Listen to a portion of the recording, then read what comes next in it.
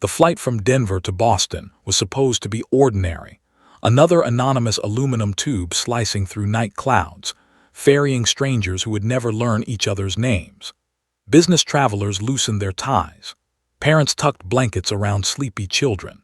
Flight attendants smiled their rehearsed smiles while going through safety demonstrations most passengers never watched. And in seat 27A, pressed against the window with a quiet intensity, sat 18-year-old Ethan Cole. He didn't look like anything extraordinary. Hoodie pulled over his head, a plain backpack at his feet, no visible swagger, no hint that every flight muscle fiber in his body vibrated differently than everyone else's in that cabin. Instead of movies or music, his tablet glowed with weather charts, wind shear diagrams, and simulation schematics that would look like gibberish to anyone else.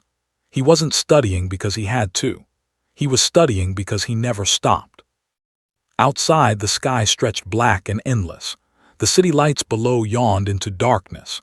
The plane hummed with mechanical confidence as it pierced the atmosphere, climbing steady, smooth, assured. That hum always felt like a heartbeat to Ethan, the living pulse of metal and engineering and humanity's stubborn refusal to stay on the ground. He listened to it the way musicians listen to pitch. Every vibration meant something. And tonight, something felt wrong. It started as a whisper in the airframe, a subtle tremor beneath the soles of his shoes, a pressure shift so faint no one else noticed. His eyes lifted immediately. He wasn't panicking, he was listening. The engine still roared strong. The cabin lights still glowed calm.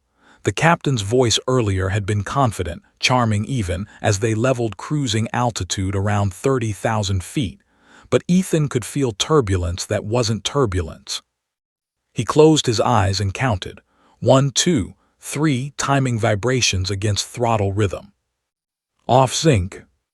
Very slightly, but enough. He exhaled slowly. Maybe turbulence, maybe nothing. Maybe his instincts were overreacting, maybe. The plane shuddered. Not the playful dip airline passengers laugh about before gripping armrests. Not the gentle sway followed by the captain's soothing reassurance. This was sharp, violent, a metallic growl deep in the bones of the aircraft that made overhead bins tremble and drink cups jump. A ripple of gasps swept the cabin like a wave. A child screamed. A businessman swore under his breath and grabbed his armrest like it was the last solid thing left on Earth. Then came the sound no passenger ever forgets. A loud, angry bang from outside the right wing, something like a gunshot swallowed by roaring wind. In a split second, the cabin filled with the smell of burned air and frightened humanity. The lights flickered. The aircraft lurched sideways. People cried out. Oxygen masks didn't fall, but fear did, hard and fast. A toddler began sobbing. A man's voice shouted to nobody. What the hell was that? Ethan's head snapped to the window. The right engine coughed fire. Not an explosion, not a full detachment, but enough to spit orange light against the night sky, enough to make the wing flash in hellish pulses, enough for every person on the right side of the aircraft to begin praying out loud. The tremor wasn't subtle anymore. The aircraft vibrated like something fighting to stay alive. But Ethan didn't scream. He watched. He calculated. He listened to that living heartbeat and realized one side had just lost its rhythm. Then another fear crept in, not from the wing, not from the engine. From the cockpit. 30 seconds passed. Silence. No captain's voice. No calm reassurance. No professional tone telling everyone to relax while trained pilots handled it. The intercom remained dead, crackling only with empty static. Passengers shifted. Panic spread like electricity. Flight attendants froze, still trying to smile while their eyes betrayed the truth. Something was wrong in the cockpit. Very wrong. Ethan unbuckled. "Sir, please remain seated," a flight attendant called automatically. Training, reflex, politeness glued over panic. He didn't listen. He stood into the aisle with a steadiness that made him seem older, more grounded. He looked like someone who knew what he was doing, and that confidence alone made several passengers stop screaming long enough to watch him. Then someone spotted it. The small metal tag hanging on a chain around his neck. Most people would assume it was sentimental, a memory, a decorative aviation charm. It was. A retired Air Force veteran 3 rose up, stared at it like he'd seen a ghost. He knew that symbol. Pilots knew that symbol. It wasn't issued. It wasn't sold. It wasn't supposed to exist outside restricted walls. The veteran's mouth fell open. "Kid," he whispered, shock bleeding through his voice, "who are you?" Ethan didn't answer him. He moved up the aisle, steady despite the shaking aircraft, pushing past outstretched arms and desperate questions. A woman grabbed his sleeve, begging, "Do something, please, my daughter." Another asked if they were going to die. A man demanded answers. No one had any. Except Ethan. He reached the front. Flight attendants blocked the cockpit door, pounding with shaking fists. "Captain, Captain," one cried, no response. "Open the door, please." The second attendant looked pale. "He's not answering, none of them are." "What about the co-pilot?" someone shouted. Silence. Ethan didn't waste time. "Unlock the door," he said. They whipped toward him, ready to argue. Then they saw his eyes. Not arrogant.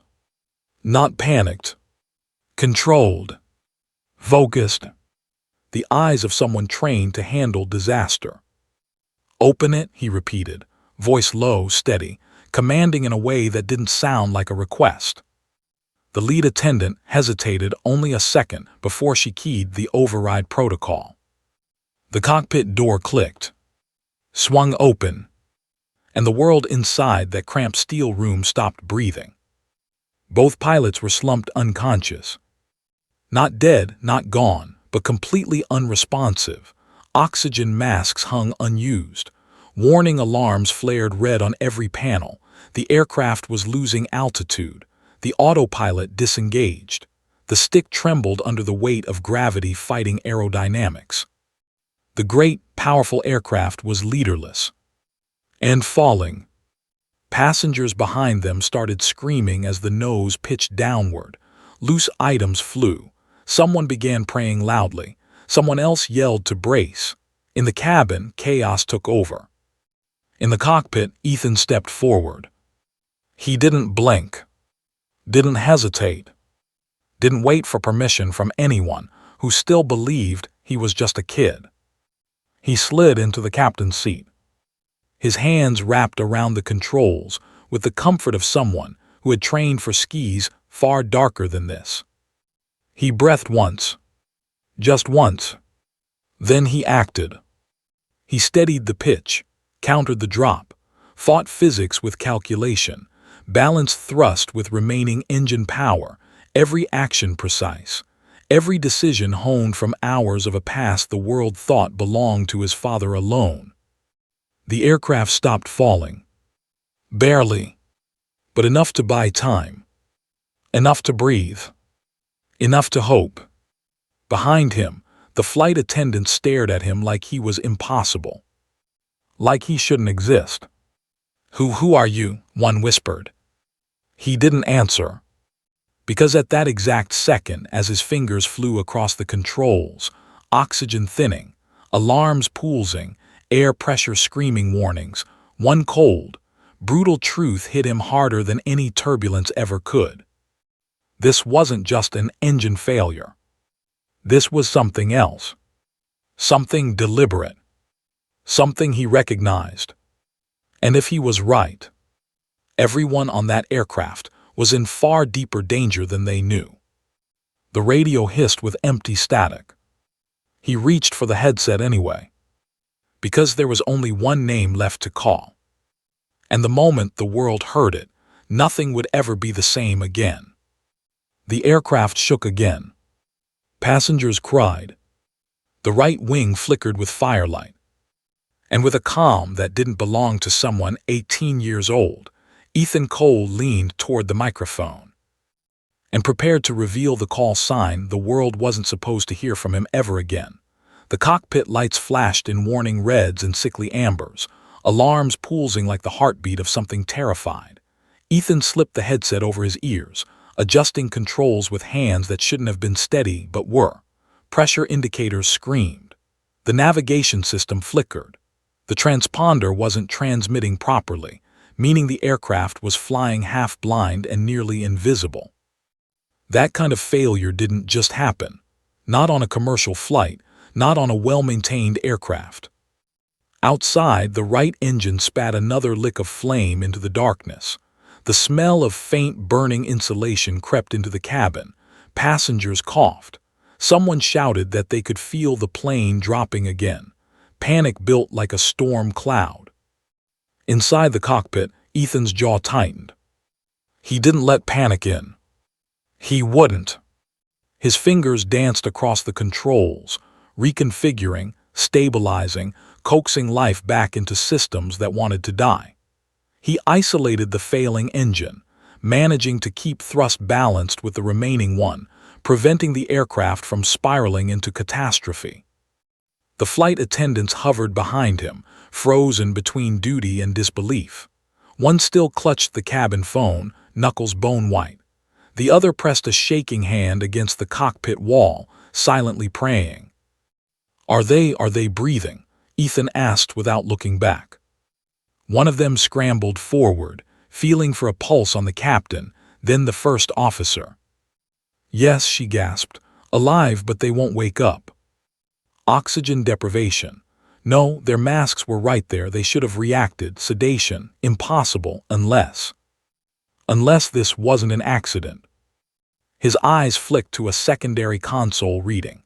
Environmental systems had experienced a manipulation spike minutes earlier, something so technical most trained pilots wouldn't have caught it without knowing exactly what to look for. Ethan did, because he'd seen a maneuver like this discussed once, in a room children weren't supposed to be in, on a base civilians weren't supposed to know existed. This wasn't turbulence. This wasn't mechanical failure. Someone had tampered with this aircraft. He swallowed hard. There wasn't time to figure out who. Right now, he had 164 lives depending on him not freezing. He pressed the transmit switch. The headset hissed with static. "Mayday, mayday, this is..." He paused for the slightest fraction of a second. There were call signs that belonged to pilots. There were call signs that belonged to legends. And then there was the one that belonged to ghosts. Hawkeye in control of civilian flight. He gave the flight number in measured clarity, requests immediate priority corridor, dual engine emergency protocols, medical standby, and ground coordination. Cockpit incapacitation confirmed. Repeat, Hawkeye is assuming command. Silence. Not static. Not a mistransmission. A silence that listened. Then the world answered. "Say again," a voice snapped sharply, controlled but stunned. "Did you say Hawkeye?" "Yes," Ethan replied. "Emergency. I have one engine compromised, possible system sabotage, loss of cabin pressure event, partial navigational failure, and 2 unconscious pilots. I am stabilizing but will not be able to maintain altitude indefinitely. I need priority airspace now." The frequency erupted. Lines switched. Frequencies changed. Dispatchers scrambled. It was like lighting a fuse inside the military's deepest nerve center. Because that call sign wasn't supposed to exist anymore. Down on the ground, in dark rooms filled with radar screens and blinking consoles, people who weren't easily shaken suddenly were. Names resurfaced. Classified reports. Old photographs. A disaster that had rewritten the rule books of experimental aviation years before. And the boy who should have never spoken that call sign just said it over an open channel. Back in the cockpit, Ethan didn't breathe as he waited. He didn't have the luxury. His mind was already running ahead. Terrain, distance, fuel load, possible landing fields, wind direction, landing altitude, emergency approach options. He mapped them instinctively as if he'd lived 1,000 different skis inside his head. A voice cut through the headset. Older Hard commanding. Civilian flight confirmed. Hawkeye, this is NORAD command, we read you. One of the flight attendants clamped a hand over her mouth. NORAD. The military was now officially involved. Copy, Ethan replied, his voice composed, almost eerily calm for someone barely old enough to vote. Do we confirm identity? Another voice murmured faintly in the background over the channel, not muted enough. Ethan shut his eyes briefly. He didn't want this. He never wanted attention. Never wanted to wake a name that came from tragedy. But he had no choice. They needed Hawkeye. So Hawkeye came back. Identity confirmed, Ethan answered, voice lower now. Authorization reference, Sentinel Blue. A hiss, someone inhaled sharply. That phrase belonged to one event. One mission. One man. The room on the other end went silent. Then everything got very, very serious. Understood, NORAD replied, tone changing instantly. No doubt. No hesitation, just respect mixed with shock. We're rerouting air traffic and assigning immediate military escort. You hold that aircraft, Hawkeye. Do not lose altitude. Help is coming. I'll keep her alive, Ethan said softly. Just give me sky. Behind him, one of the flight attendants whispered, Who are you, Ethan? He didn't answer. He couldn't. The truth wasn't something that fit nicely into a sentence. The cabin shuddered again. The smell of heat intensified. The engine whined unevenly, metal groaning like it resented reality. Passengers screamed as the aircraft dipped before Ethan caught it again, muscles tightening, wrist rolling carefully, movements fluid, instinctive, impossibly precise. But even his skill had limits. The intercom system flickered and died completely. Cabin lights dimmed for a terrifying 2 seconds. Somewhere, a child cried for their mother. Somewhere else, a man tried to force his way forward before being held back by fear and common sense. The plane was beginning to lose its fight. A crackle returned to the headset. Civilian flight, this is NORAD control. Be advised, air escort inbound. Estimated time to intercepted 2 minutes. 2 minutes. That meant they were already in the air. Or worse, they'd been in the air. They'd been watching. The altitude warning gently chimed. The aircraft was dropping again, slowly but steadily. Ethan countered, fought it, balancing with the wounded engine, praying it didn't fully fail. Sweat rolled down his back beneath his hoodie, but his breathing stayed steady. He refused to break. Because people behind him couldn't afford it. Because his father had never broken. He locked his jaw, gripping the yoke like a promise. Outside, the clouds parted for a moment, revealing a quiet stretch of midnight sky scattered with stars, beautiful, indifferent, eternal. Somewhere in that darkness, help was streaking toward them at supersonic speed. But help meant something else too. Military escort didn't just guide damaged planes. Sometimes, they made impossible decisions if a crippled aircraft threatened cities. Ethan knew that. He'd seen what protocols demanded. And if the plane lost full control, if they descended where they shouldn't, if the transponder continued malfunctioning near protected airspace, he knew exactly what might happen.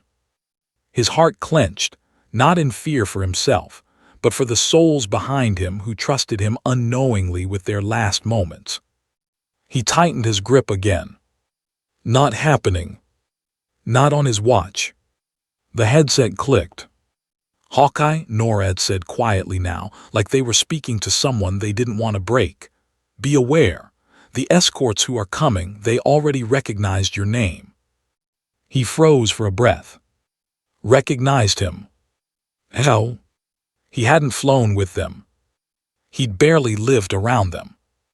Unless they'd flown with someone else who wore the Hawkeye name. someone whose shadow Ethan had never been able to step out of. The sky beyond the cockpit flared suddenly, briefly lit by something slicing through the atmosphere far faster than any commercial engine could dream of, like predators cutting silently through the dark. Passengers gasped as a streak of light whipped past the windows high above them. Someone shouted that jets were outside. Someone else cried harder. The escorts had arrived. Two of the most advanced fighter aircraft in the world locked formation, guardian angels and executioners all at once, tracking the crippled plane in eerie silence, sensors analyzing, weapons locked cold but armed. They didn't just see the aircraft. They saw the cockpit identity reading. They saw the call sign tag. They saw the impossible. The fighter pilots didn't speak at first, because they were stunned. When they finally did, their voices weren't cold at all. They weren't skeptical. They weren't dismissive. They sounded like men seeing a ghost. "NORAD," one of them said hoarsely, "confirm Hawkeye is at the controls." "Confirmed." Silence. Then low, almost reverent, "Copy." And far above the terrified passengers, above the crippled aircraft fighting for breath, above the boy who shouldn't have been able to fly at all, two elite pilots adjusted formation. Not to threaten, to protect, to honor. Ethan didn't have time to process the weight of it, because as the escorts locked position beside him, a new alarm flared red. Hydraulics, landing systems, structural stress. The plane wasn't done testing him yet. And this time, failure wouldn't just mean panic. It would mean the sky itself might not let them live to see land. Ethan's eyes darted to the instrument panel. Every warning light that had stayed silent for decades now screamed like 1,000 alarms. The hydraulic pressure indicator blinked dangerously low, signaling that landing systems were partially unresponsive. Flaps, only marginal. Landing gear, halfway to deploying if at all. And the right engine, well, it had chosen to cough fire again, its shrill cries echoing into the fuselage. Passengers screamed. Children clutched parents. The oxygen masks, thankfully, had deployed automatically, but that didn't stop the terror from reaching every throat. Sweat slicked Ethan's palms as he gripped the yoke, feeling every vibration, every subtle shudder. The plane was a living creature in pain, and he had to calm it, or it would rip itself apart in midair. He pressed buttons he didn't know he would need to press.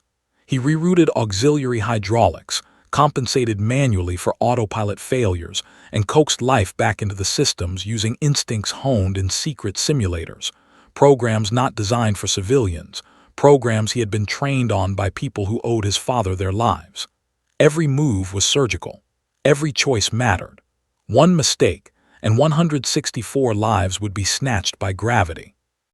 "Cabin, brace yourself," a flight attendant shouted, her voice shaky but authoritative. She had regained a sliver of control, guiding passengers to tighten belts and hold onto chairs. Their screams were sharp, jagged, and real. Ethan didn't flinch. He had no time to process fear, he could only act. "Altitude," he whispered to himself, scanning the vertical speed indicator. The plane had dropped 1,200 feet in the last 20 seconds. He corrected pitch, feeding just enough power to the healthy engine to stabilize it while keeping stress on the weakened wing minimal. A flare of flame from the compromised engine lit the cabin window briefly, painting a hellish orange across pale, terrified faces.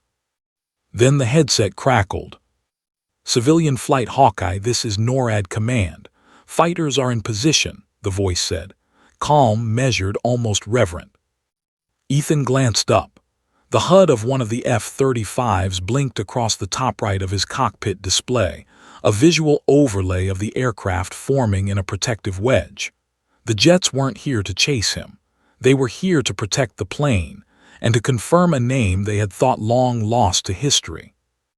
And yet, Ethan's mind raced ahead. These pilots weren't just escorts. They were elite enough to make life-or-death decisions instantly. If he failed to maintain altitude or veered off course, they could neutralize the threat instantly. He wasn't just battling gravity and damaged machinery anymore. He was playing chicken with some of the fastest, deadliest pilots on the planet. He pressed the intercom button, his voice calm but firm. "Cabin pressure stable for now. Continue holding masks. We are managing the situation. Remain seated, do not panic." Somewhere behind him, a mother cried into her child's shoulder, murmuring that everything would be okay. Ethan knew she didn't truly believe it, and he didn't blame her. He felt the weight of every life aboard, every heartbeat, as if each were embedded in his chest. The F-35 streaked beside them, sleek shadows against the black sky. HUD indicators confirmed they had identified him immediately. His call sign, Hawkeye, was recognized, traced, and logged. That momentary acknowledgement sent a ripple through the military networks below. Reports would flood Pentagon servers tonight, papers would be signed, warnings would be issued. But there was no time for bureaucracy. There was only the aircraft, groaning, straining, and pleading for someone to steer it from doom. "Flaps are minimal," Ethan murmured, running his hands along every throttle, toggle, and lever. "Gear, intermittent." He tapped the screen and toggled auxiliary systems. The landing gear indicator clicked halfway down and refused to move further. Damn it. He had to improvise. The only option was a partial hydraulic release with a manual override, something he had practiced in the simulator exactly once years ago, under the watchful eyes of retired test pilots who treated mistakes as lethal lessons. And now he was doing it at 30,000 feet, with passengers alive, and jets watching and no room for error. He exhaled, locking eyes on the runway lights faintly visible in the distance. They were miles away, barely piercing the darkness, but visible enough to promise hope. He calculated descent vectors, factoring in engine output, drag, weight distribution, and wind shear. Every decision was a trade-off. Miscalculate and the fuselage could collapse on impact. Miscalculate and the right wing might shear off entirely. Miscalculate and... Ethan forced his mind away from the possibilities. The math and instinct took over. Muscle memory became a second nervous system. He adjusted the yoke, controlled descent angle, and monitored speed indicators with the precision of someone who had lived in this cockpit before he'd even driven a car. Then came the tremor. A violent lurch and the fuselage screamed under strain. Sparks flickered from a loose panel. Passengers screamed anew, some clinging to each other in terror. And Ethan didn't flinch. He had to fight physics, gravity, and damaged engineering simultaneously, with life itself riding on every subtle micro-adjustment. The headset crackled again. "Hawkeye, the F-35s are holding formation. Do you require immediate vector for emergency landing?" "Yes," Ethan said. "Partial gear deployment. Full-length runway recommended. Advisories for emergency services on standby. I need sky cleared around my flight path. Do not allow any interference." "Understood," NORAD replied, calm but tense. "We are coordinating air traffic. Fighters will maintain protective coverage. Estimated intercept with approach corridor, 30 miles. 30 miles. Enough to buy time. Just enough." But as Ethan calculated, he realized something terrifying. The damaged right engine couldn't hold sustained thrust for much longer, and without it, he had no way to counteract the aerodynamic imbalance. His heartbeat steadied, but only just. Fear wasn't absent. It had merely been buried beneath focus. Every second, he monitored the engine temperature, manually adjusted fuel lines, and balanced rudder inputs. The plane wasn't just a machine. It was alive, screaming, pleading, and begging him to keep it upright. He looked to the passenger cabin briefly, faces pressed to windows, eyes wide with unfiltered terror. Children clutched parents. Adults clutched anything solid. A man whispered prayers aloud. A woman clutched her daughter and sobbed quietly. Every life on board depended on his next moves. And then another alarm, structural stress. The right wing was beginning to flex dangerously, metal groaning, warning of potential fatigue. Ethan's stomach sank, but he swallowed it. Adjustment, timing, throttle, a slight bank, trim adjustments kept the stress within tolerable limits. Only barely. The F-35s mirrored his moves, maintaining formation, jet engines screaming through the darkness. The HUD on Ethan's display showed them in position, guardian angels with weapons locked, sensors monitoring every aspect of his flight. And somewhere in that formation, recognition pulsed between the pilots. Hawkeye wasn't supposed to be alive. He wasn't supposed to be flying this plane. And yet here he was, battling impossible odds with instinct, skill, and legacy. Another tremor shook the fuselage. Sparks flew from the overhead panels. Ethan gritted his teeth. He adjusted flaps again, manually calibrated speed, and coaxed the right engine into temporary stability. He had done everything humanly possible to keep the aircraft alive. "Cabin, remain calm," he called again, voice steady. "We are being escorted and guided for emergency landing. Do not panic. We will get everyone on the ground safely."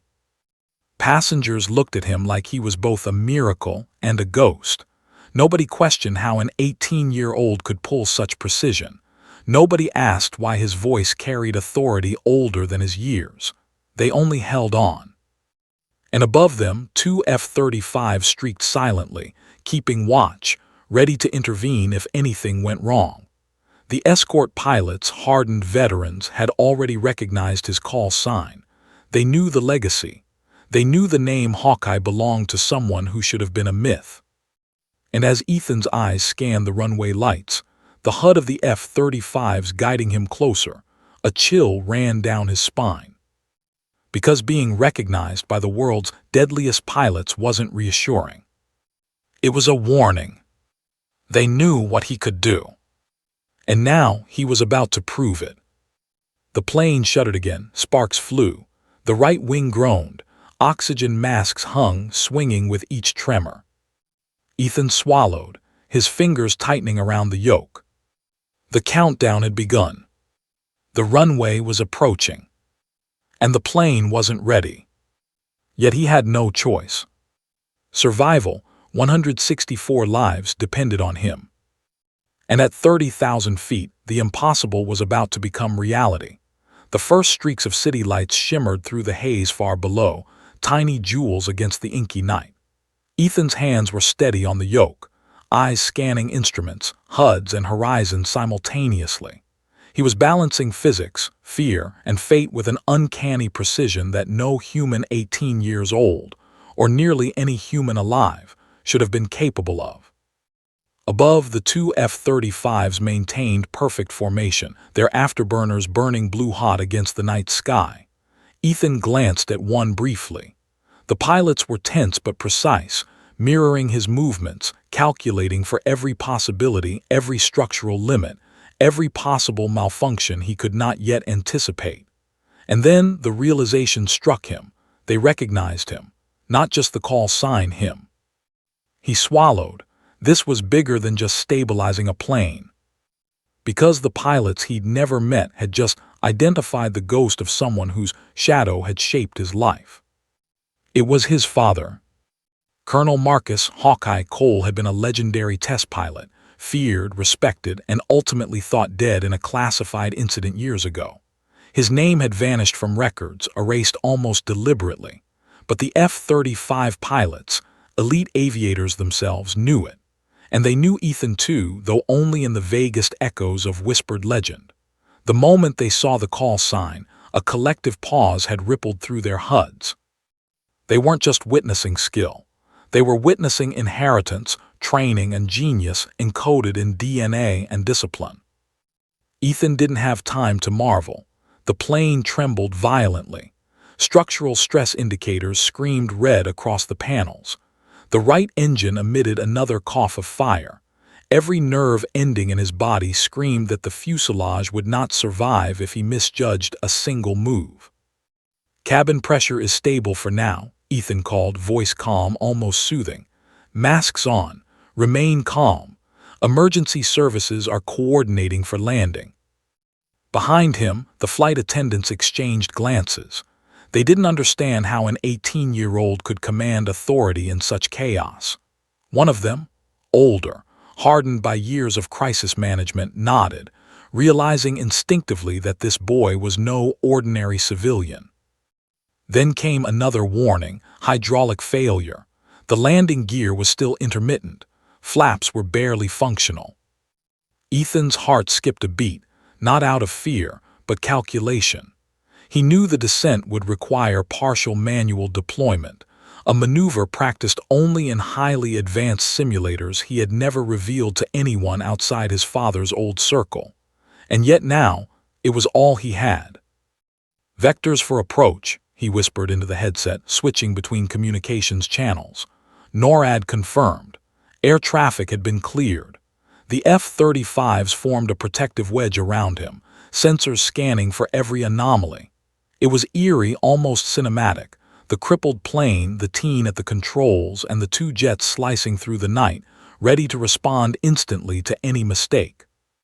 And then, a voice he had not expected cracked over the channel. "Ethan, is that really you?" He froze. It was low, gruff, but unmistakable. The voice belonged to General Marcus Hayes, his father's former commander and mentor. The man who had supervised the classified program that had trained him in secret. The man who had closed the file on Hawkeye after the original disaster. "Yes, sir," Ethan replied, forcing calm into his tone. His heart pounded not from fear but from recognition and unspoken history. "I have control. The aircraft is stabilized for now." Hayes' voice softened, almost reverent. "You know what to do, just like we trained. Trust your instincts." Ethan swallowed, nodding even though no one could see him. He did know what to do. Every simulator session, every whispered lesson, every private emergency drill he had endured in secret flooded back. He would have to perform a maneuver never attempted on a commercial aircraft. A partial hydraulic manual override combined with a controlled descent at 30,000 feet. Failure would mean disintegration on landing. Success meant saving 164 lives. He glanced at the HUD. Runway lights appeared faintly in the distance, just barely visible, a slice of salvation against a dark horizon. He adjusted the yoke, carefully feeding power to the left engine, compensating for the failing right. Every adjustment required subtlety. Too much, and the damaged wing could tear off. Too little, and the descent angle would exceed limits. The passengers were unaware of the complexity. To them, it was chaos. But Ethan had calculations running faster than any computer aboard. He toggled switches, rerouted auxiliary hydraulics, and monitored stress points. The aircraft groaned under the strain, metal complaining against impossible odds. "Cabin brace positions," he called. "Secure any loose items, stay low, emergency landing in progress." The F-35s mirrored his movements, perfect shadows in formation. One pilot spoke quietly over the channel, almost to himself, reverent. "He's doing it. Hawkeye's kid is actually doing it." Ethan ignored it. He had no time for commentary. There was only the plane, the runway, and the imperatives of physics. Another alarm. Structural integrity of the fuselage dipping toward critical.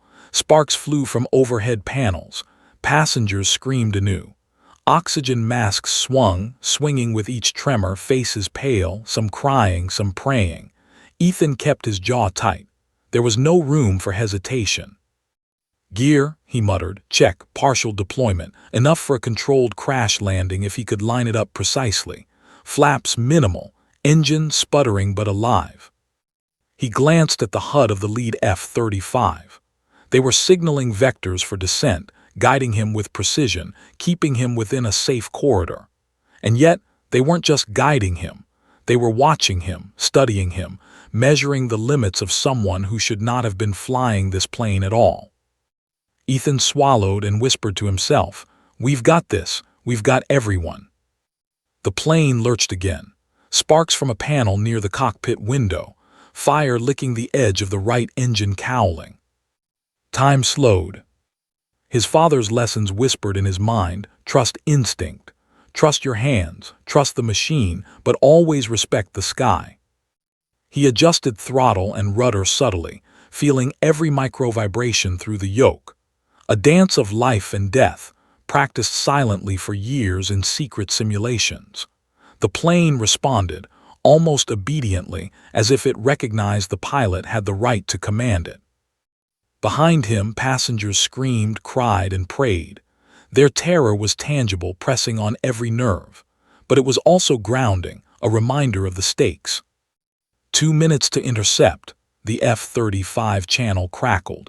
They were closing in, ready to guide him to the final approach. Prepare for vector alignment with emergency corridor. Ethan nodded, gripping the yoke tighter. He had already calculated the descent trajectory. The only question remaining was whether the wing and fuselage could survive the stress of controlled landing. And then a thought struck him. The F-35 pilots weren't just watching. They weren't just escorting. They had recognized the call sign. They had recognized him. If anything went wrong now, they knew exactly who would be at the center of the disaster. But failure was not an option. Not for him. Not for the passengers. Not for the legacy that shadowed him, a name that demanded perfection. Hawkeye. The city lights below grew brighter. The runway stretched like a narrow promise of salvation. Sparks flew from the failing engine. The aircraft groaned. Every meter closer felt like an eternity. The F-35 pilots flanked him, a protective wedge of raw power and elite skill. Their sensors scanned, ready to react. Their eyes behind visors betrayed recognition, awe, and a silent warning. The boy at the controls could do the impossible. Ethan took a deep breath, calming his racing mind. He could almost hear the echoes of his father's voice in his head, steady and commanding. "You know this. You've trained for this. You are ready." He adjusted the throttle, read the instruments, monitored every fluctuation. The plane responded imperfectly but obediently, clinging to life like a wounded animal trusting its caretaker. And as the first hints of dawn touched the horizon, pale light spilling into the cockpit, Ethan realized something terrifying and exhilarating. He wasn't just keeping the plane alive anymore. He was about to confront the sky itself and force it to obey. Because the next minutes would determine whether 164 people survived or became numbers in a tragedy no one could undo. The F-35s closed in, sensors humming. And Ethan's fingers tightened on the yoke, ready to push the plane to its limits. The runway was just ahead. And it was waiting. The sky was waiting. And history was about to watch a boy become a legend. The runway lights were still distant, faint glimmers against the darkness, but they were enough to focus Ethan's mind. Every warning light on the console burned brighter, every groan of metal echoed in his chest, and every twitch of the yoke carried the weight of 164 lives. Sweat ran down his back as he adjusted the throttle, manually balancing the engines to counteract the failing right wing. Sparks flared from exposed wiring, but he ignored them. There was no time to panic, only action, only calculation, only instinct. The F-35s flanking him were visible through the cockpit windows, sleek silhouettes cutting through the night, their afterburners glowing faintly blue in formation. Ethan knew their pilots had recognized him, Hawkeye. Recognition wasn't casual. It carried expectation, history, and judgment. They had studied his father's legacy, memorized the skills, the call signs, the maneuvers. And now here he was, a mere 18-year-old executing what no adult pilot could attempt under such conditions. A crackle came through the headset. "Civilian flight, this is NORAD. Emergency services are confirmed on the runway. We have cleared all air traffic. You have priority corridor. Maintain altitude and proceed for approach." Ethan's stomach clenched. 2 minutes earlier he had feared losing the aircraft mid-flight. Now the fear had shifted. Even if he survived the descent, the landing itself would test every ounce of skill he possessed. Hydraulic systems were partially unresponsive. The landing gear intermittent. Flaps minimal. The aircraft was a wounded creature, groaning with every subtle change in air pressure. One wrong adjustment and the fuselage could collapse on impact. He adjusted the yoke, nudged the throttle, and banked slightly to the left to compensate for the asymmetry. Sparks shot across the cockpit from the failing right engine. Heat radiated through the fuselage, adding a sensory weight that threatened to distract him. But he pushed it aside, focusing only on vectors, altitude, and speed. The cabin behind him was a storm of tension. Passengers clutched seats, children screamed, adults whispered desperate prayers. Flight attendants shouted instructions, their voices sharp and brittle with fear. One man, gripping his daughter's hand, muttered, "Please let us live." Ethan couldn't respond. All he could do was hold the aircraft together with his own hands and training. Then another alarm flared, structural stress on the right wing. The metal screamed under pressure, threatening to fail entirely. Ethan's mind raced. He recalled the emergency drills he had practiced in secret, the manual overrides, the subtle manipulations of weight and thrust designed to keep a compromised plane intact. He had done these exercises in simulators countless times, but never with real lives on the line, never with the plane groaning like it was alive. The F-35s adjusted formation slightly, maintaining protective coverage, ready to react if the aircraft veered out of control. Ethan's heart pounded. He knew these pilots could take over, could fire, could force the plane down if he faltered. But he wasn't going to falter. Not now. Not ever. "Cabin brace positions," he called again, voice calm, steady, commanding. "Secure all items. Remain seated.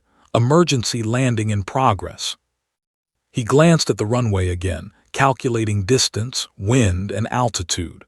The approach corridor was narrow. Any deviation could be catastrophic. The partial landing gear deployment added complexity. He had to time the descent perfectly, align the plane precisely, and control the impact to minimize structural damage. Ethan adjusted the flaps manually, nudged the throttle, and began a gradual descent. Sparks from the cockpit panels flared again, the smell of burning insulation filling his nose. His eyes flicked constantly between instruments and the runway ahead, his mind working faster than humanly possible. He could feel the plane responding, fighting gravity, fighting itself, fighting the odds stacked against them. Then a radio transmission from one of the F-35 pilots cut through. "Civilian flight, we've got you lined up for final approach. Maintain current vector. You're clear." Ethan nodded, even though the pilot couldn't see him. He had memorized the vector, adjusted for wind shear, and factored in engine performance. Every detail mattered. One miscalculation, one sudden gust, one structural failure, and the aircraft would be lost. He began the final descent. The ground rushed up toward them, the lights growing brighter, reflecting off the fuselage and casting shadows inside the cabin. The passengers were silent now, holding their breath, unaware that the plane was hanging by a thread.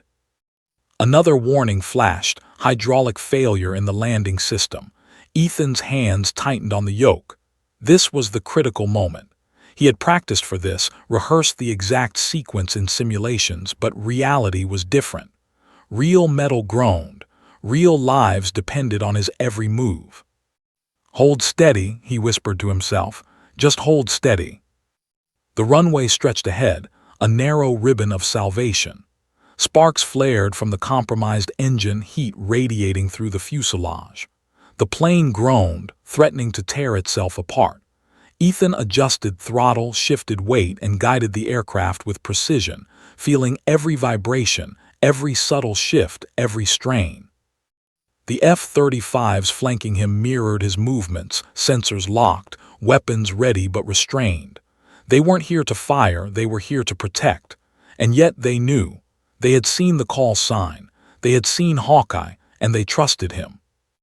Another structural warning flashed. Right wing stress critical.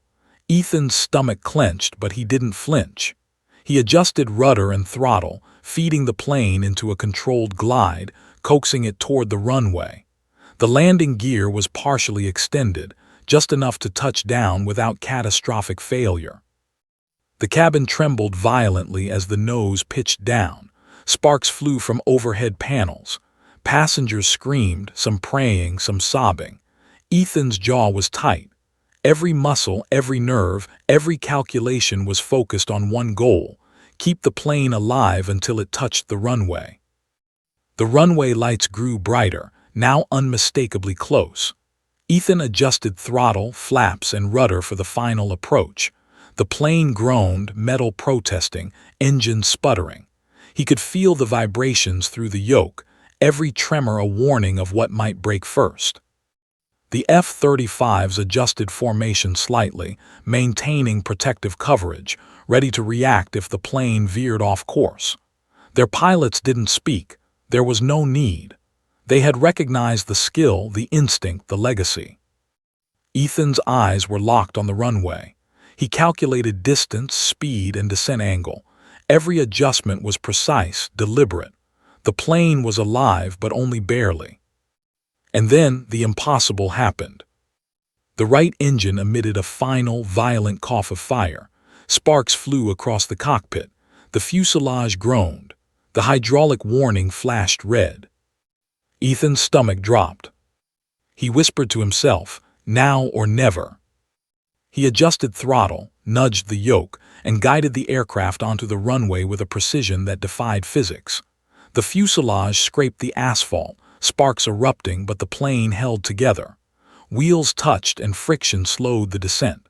The landing gear absorbed what it could. The aircraft skidded along the runway, groaning but intact. Behind him, passengers screamed, some in terror, some in relief. Flight attendants shouted instructions, securing the cabin. Children clung to parents, some crying, some laughing with disbelief. The F-35s mirrored his movement, escorting the plane safely along the runway. Their sensors scanned constantly, ready to intervene if necessary. But Ethan had done it. For a moment, silence filled the cockpit. The plane was alive. The passengers were alive, and Ethan had survived. He exhaled slowly, leaning back against the seat. Sweat slicked his forehead, muscles trembling from tension. He had done the impossible.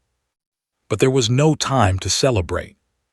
Emergency crews were converging on the runway, sirens wailing, lights flashing. The F-35s maintained formation overhead, sensors still scanning, pilots still alert. And somewhere in the distance, someone was already asking the question that would change everything. Who was Hawkeye? Because the world had just witnessed a miracle. And the boy who had saved 164 lives had just revealed a legacy far older and far darker than anyone had imagined. The plane came to a shuddering halt, metal groaning as the brakes fought against the speed, tires screeching and sparks flying where friction met steel. The cabin was a cacophony of sobs, prayers, laughter, and disbelief. Passengers clung to seats and to each other, some shaking, some fainted, and some whispering thank yous over and over. Ethan's hand stayed on the yoke for a heartbeat longer than necessary, ensuring the aircraft didn't lurch, didn't tip, didn't betray the miracle it had just survived. And then he finally let go. The cockpit erupted in the mechanical sighs of systems powering down, lights fading to normal, alarms silenced. For a moment, the world seemed to breathe with him. Outside, emergency vehicles swarmed the runway, their lights flashing red and blue. He could see firefighters, paramedics, and security personnel rushing toward the aircraft. Some of them hesitated, staring at the young pilot who had just wrestled a plane from death. The F-35s held position above, silent sentinels against the darkening sky. Ethan finally removed the headset, pressing a hand to his face as exhaustion washed over him like a tidal wave. His heart still pounded, muscles still trembling, adrenaline screaming at him to keep moving. But the real challenge had only just begun. The cabin door opened, and emergency crews began moving in. Flight attendants led passengers out, some staggering, some sobbing, some too stunned to speak. Parents clutched children, whispering words of gratitude that were swallowed by the chaos. And all the while, Ethan stayed in the cockpit, letting the adrenaline fade while the enormity of what had just happened sank in. A voice crackled over the radio headset again, calm and commanding. "Hawkeye, step out of the cockpit immediately. Emergency personnel are on site." Ethan's stomach tightened. Step out? Into what? He had just controlled the aircraft, saved every soul aboard, and now the authorities wanted him exposed. He nodded, swallowing hard, and unbuckled. His hoodie stuck to his sweat-dampened skin as he rose, brushing hands over his pants. The cabin door opened. Lights from emergency vehicles splashed across the tarmac, casting long shadows. He stepped out slowly, shoulders squared, eyes forward. That's when he saw them. Federal agents. Men in black suits and tactical vests, guns holstered but ready, flanking every emergency vehicle, waiting for him to exit. They weren't here to applaud. They were here to question, to detain, to control, to confront the boy who shouldn't have been flying the plane in the first place. But even as their eyes scrutinized him, Ethan noticed something else. The passengers had begun gathering at the edge of the tarmac, forming a human shield of gratitude, disbelief, and awe. Some reached for him, trying to hug him, to touch the boy who had saved them all. Children looked up with wide, unblinking eyes. Adults whispered his name over and over. He saw the lead F-35 pilot descending from their jet on the runway's side, approaching with measured steps. Even under the visor, Ethan could feel the recognition. They had seen the call sign, knew who he was, and respected the skill that had guided the plane to safety. The agents approached first, authoritative and cold. "Step forward," one ordered. "Identification, authority, explain your actions." Ethan's jaw tightened. His mind raced, but the words came easily. "I am Ethan Cole. I assumed control of this aircraft to prevent loss of life. The pilots were incapacitated, systems compromised. I stabilized the aircraft and landed safely with assistance from military escort." The agent's eyes narrowed. "Do you realize the implications of your actions? You had no clearance, no training for commercial flight operations under these conditions." "Yes," Ethan replied evenly. "And yet 164 people survived. That is my responsibility. That is all that matters right now." A murmur ran through the gathered passengers. Some applauded softly, others cried. The tension between awe and authority crackled in the air. Then a new voice entered the scene, authoritative, deep, and familiar. General Marcus Hayes, stepping from the shadows, approached slowly. His eyes were fixed on Ethan, scanning the boy's face for traces of the man he knew would never fully return from history. "Cole," he said, voice tight. "Step aside from the aircraft." Ethan obeyed. Hayes examined him for a heartbeat, noting the sweat, the exhaustion, the unbroken focus. Then he turned to the agents. He did what no one else could have done. He saved lives. Arresting him now would be a disaster for everyone involved, legally and morally. You can process the aftermath, but not him. The agents hesitated, glancing at the crowd, at the passengers, at the emergency responders, and finally at the F-35 pilot, who gave a subtle nod. Recognition, respect, validation. The agents stepped back. Hayes nodded at Ethan. "You've done well, but this isn't over. They will want a full report, debriefing, clearance, security protocols, and Cole, you're not just a civilian anymore. Do you understand?" Ethan swallowed. "Yes, sir, I understand." Hayes' gaze softened, almost imperceptibly. "Good, because the next step isn't just about flying. It's about survival, discretion, and understanding the legacy you've inherited." Ethan's chest tightened. He had trained, prepared, and lived in shadows to reach this moment. But now, standing on the tarmac, illuminated by emergency lights and surrounded by flashing cameras, he realized something. His father's legacy wasn't a story confined to classified files. It was alive in him, and the world had just witnessed it. Meanwhile, emergency personnel continued guiding passengers off the aircraft. Some hugged him as they passed, whispering gratitude that broke through the weight of protocol. A young girl, no older than 10, reached up and took his hand. "Thank you for saving us," she whispered. Her eyes were wide, shining with innocence and awe. Ethan nodded, a small, almost imperceptible smile breaking through his exhaustion. But there was no time to linger. The plane had to be secured, reports filed, and Ethan had to prepare for the inevitable questions that would come from authorities, the military, and the media. He looked up and saw the F-35 pilot approach. The visor reflected the runway lights, but he could sense the man's expression even through it: respect, caution, and recognition. The pilot extended a gloved hand. Ethan shook it firmly. "You handled that better than anyone expected," the pilot said. "Not many could have done it." Ethan nodded. "I didn't have a choice." "No," the pilot said. "Sometimes choice is what you make in the moment you have no options left." The words resonated. Ethan felt the weight of them, understood the depth, and realized the truth. The world had just witnessed something extraordinary, but it wasn't over. There were questions to answer, legacy to confront, and recognition to navigate. And then came the whispers. Through the crowd, the press, and emergency crews, people began to talk. The call sign Hawkeye, the boy who had landed the plane, a name that carried weight, history, and legend. Someone had recognized it. Someone had reported it. And now the F-35 pilots were confirming it. Ethan felt a chill. The legend of Hawkeye was alive again. But he also knew the truth. Recognition was a double-edged sword. It brought respect, yes, but scrutiny, danger, and expectation as well. The moment the world understood who he was, nothing would ever be the same. As emergency crews secured the aircraft and passengers were escorted to safety, Ethan finally stepped away from the cockpit. His legs were stiff, his body trembling with adrenaline withdrawal. He breathed deeply, letting the chaos of the tarmac wash over him. And then Hayes spoke again, his voice carrying both command and reassurance. "Cole, come with me.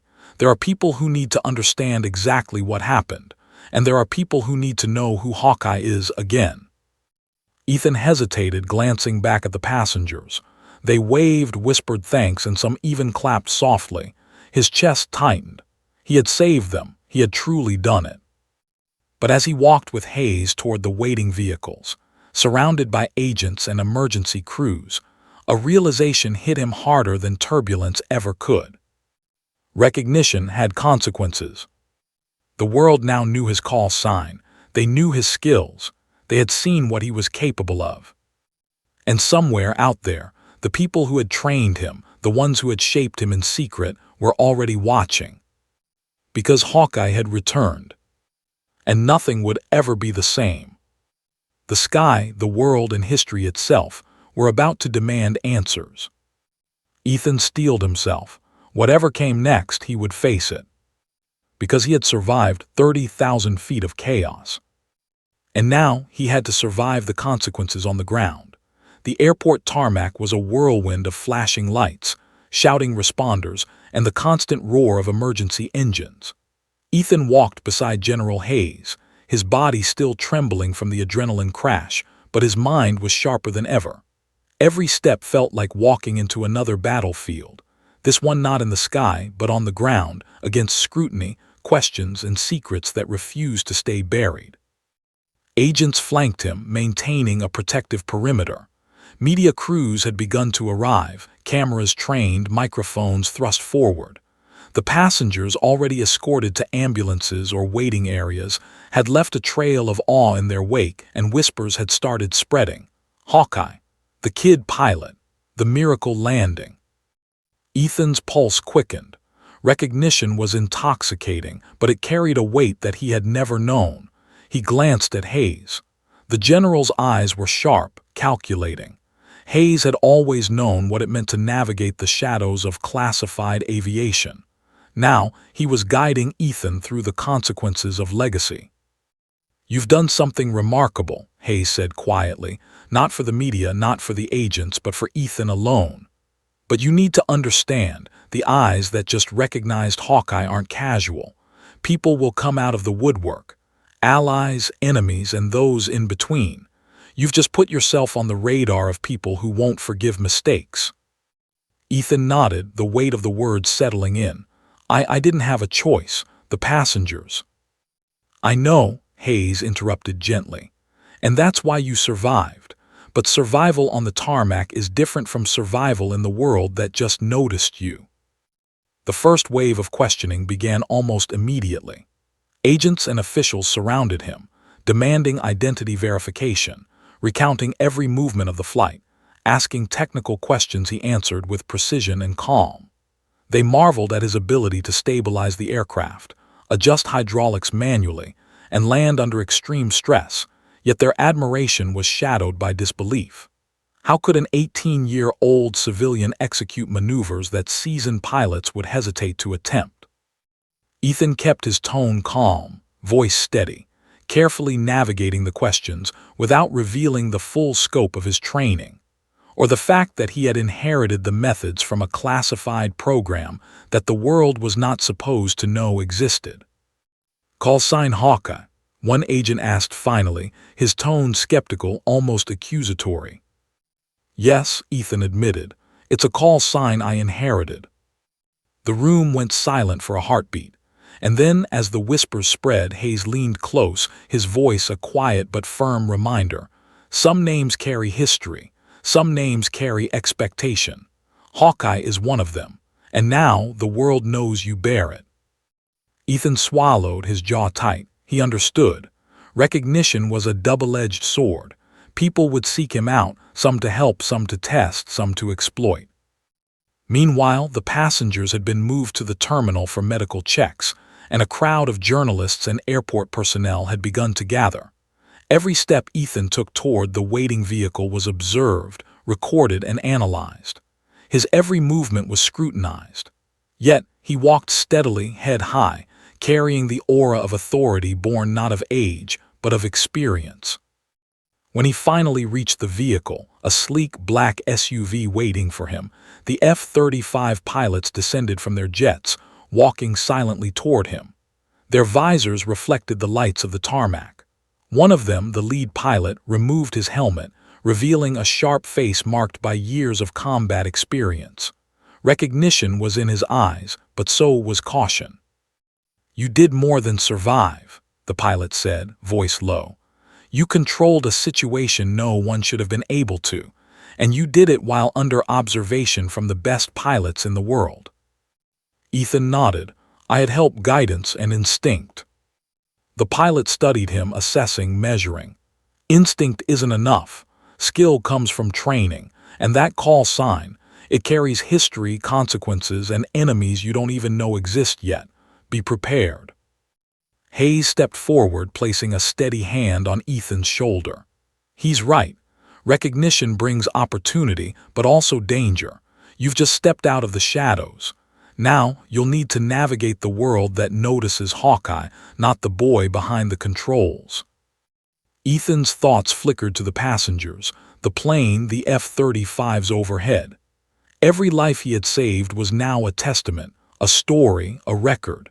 And that record would draw attention, from allies who could help, from adversaries who could hunt. The SUV doors opened. Ethan climbed inside, the general following closely. The city lights reflected off the vehicle's polished surface. Engines hummed. Cameras clicked and flashed, capturing every movement. He felt the weight of history pressing down. Inside, Hayes finally allowed a moment of candor. "You've just shown the world what Hawkeye means. But the world will want more than just the legend. It will want answers, verification, and control. And they won't wait politely." Ethan's hands gripped the edge of the seat. "I'm ready." Hayes regarded him carefully. "Good, because now the real story begins. Not the landing, not the flight, but understanding the legacy, surviving scrutiny, and controlling what comes next. People will come at you from all directions, media, military, private interests. Some will offer guidance. Some will test your limits. Some will test your survival." Ethan swallowed. The thrill of saving 164 lives was still fresh, but Hayes' words grounded him. This was bigger than one flight, bigger than recognition, bigger than even Hawkeye's legacy. The SUV moved off the tarmac, merging into city streets. Cameras followed. Helicopters circled overhead, sending ripples of light across buildings. Ethan watched silently, absorbing the reality. The sky had been one, but the ground would be another battlefield. A subtle vibration in his pocket reminded him of his phone. Notifications, news alerts, messages, calls, all flooding in at once. The story had gone global within minutes. Headlines screaming, "Teen pilot Hawkeye lands 164 lives safely. Hawkeye returns. The legacy continues. Who is the miracle pilot?" Ethan closed his eyes briefly. Fame was dangerous. Recognition even more so. He knew he couldn't reveal everything. His training, the classified programs, the shadowed history of Hawkeye. Some truths were too lethal to expose. Hayes glanced at him. "You'll need to decide what to reveal and what to protect. Lives, secrets, and legacy, they're intertwined. You can't separate them." The SUV turned a corner.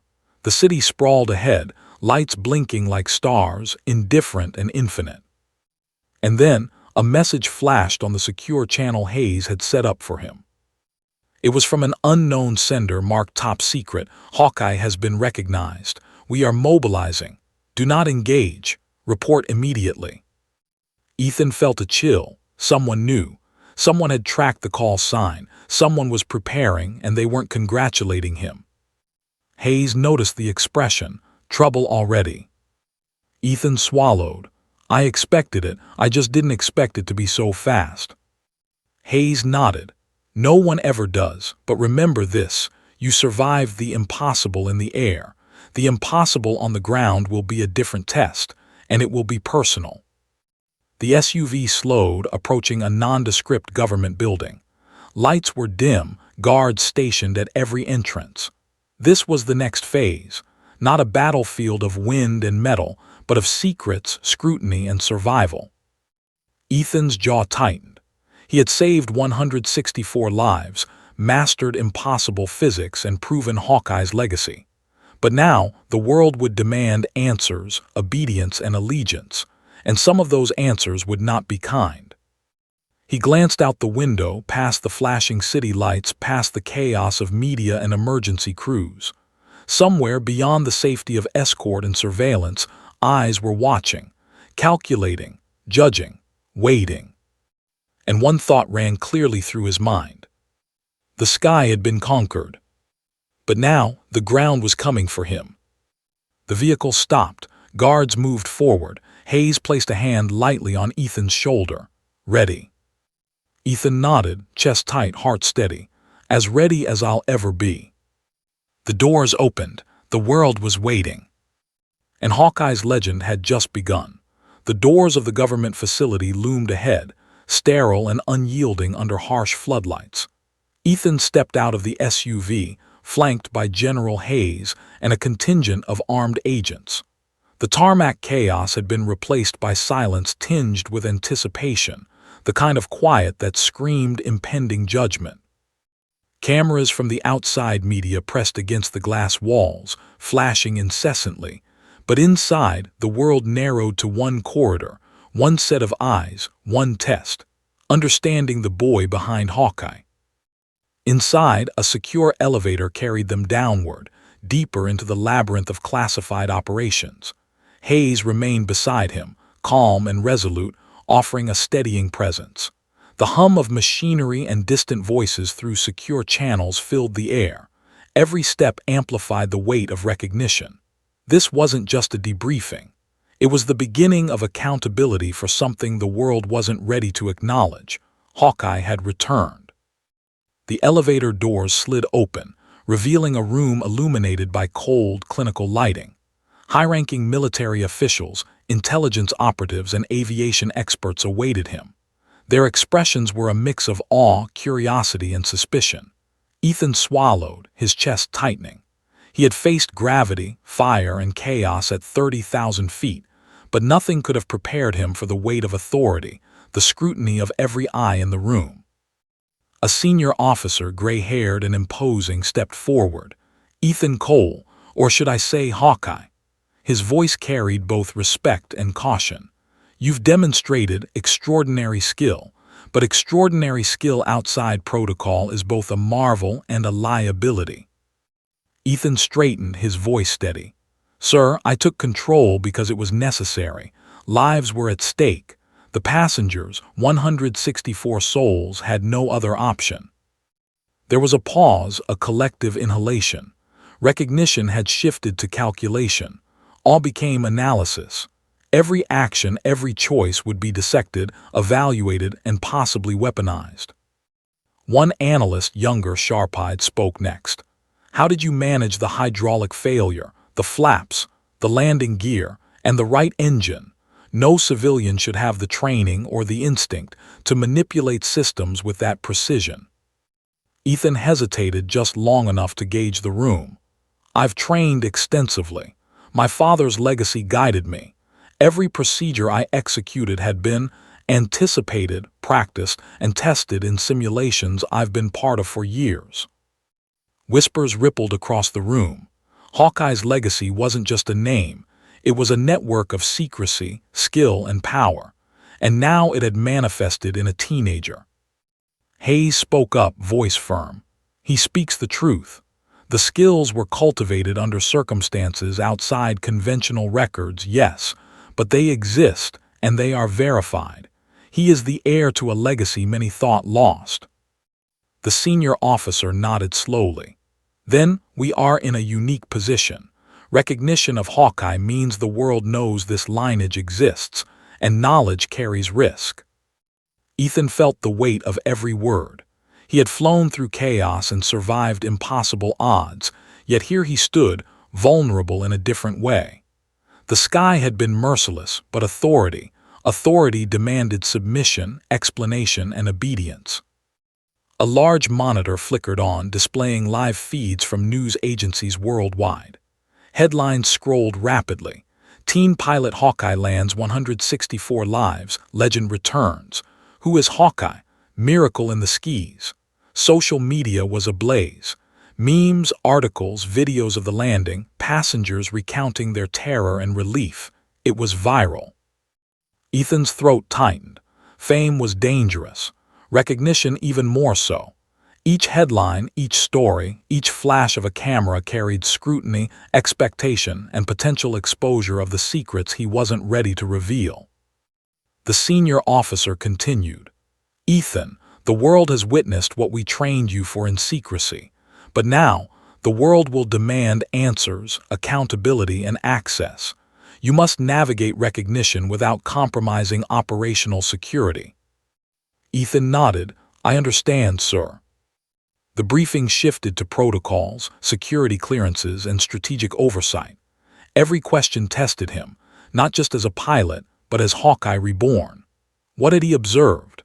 Who had he contacted during the flight? What classified techniques had he employed? Each answer he gave was measured, revealing enough to satisfy inquiry, but not enough to expose secrets that could unravel lives or compromise national security. Then came the most unexpected development. A series of communications flashed on Hayes' secure device. The messages were encrypted, urgent. Hayes' expression hardened as he read them. Ethan, you've already been flagged by entities outside our immediate oversight. Private contractors, intelligence networks, and unknown operatives have recognized your actions. They're curious, they're watching, and some are hostile. Ethan's stomach dropped. The adrenaline of the flight was replaced by a cold, creeping tension. The sky had been treacherous, but the world below, powerful, calculated, observant, posed a far more subtle danger. Hayes leaned closer. You have survived 30,000 feet of chaos. Now you will need to survive a world that knows your name, your skills, and your heritage. You are Hawkeye, and that carries consequences. The weight of that truth pressed against Ethan's chest. Every headline, every social media post, every viral video now mapped him in ways he could not control. Allies and enemies alike would be watching, waiting, probing. And for the first time, he felt the full magnitude of inheritance. Being Hawkeye was no longer a legacy of skill alone. It was a magnet for attention, expectation, and danger. He glanced at Hayes. What's next? Hayes' gaze was steady, unwavering. Next is survival, understanding who knows, who controls, and who will challenge you. You've proven yourself in the air, Ethan. Now the test is on the ground, and it will be more personal, more deliberate, and infinitely more complex. Suddenly, alarms went off in the room. Red indicators flashed. Analysts shouted. Security personnel moved quickly toward consoles. Hayes immediately activated his earpiece. Report. A calm, deliberate voice responded.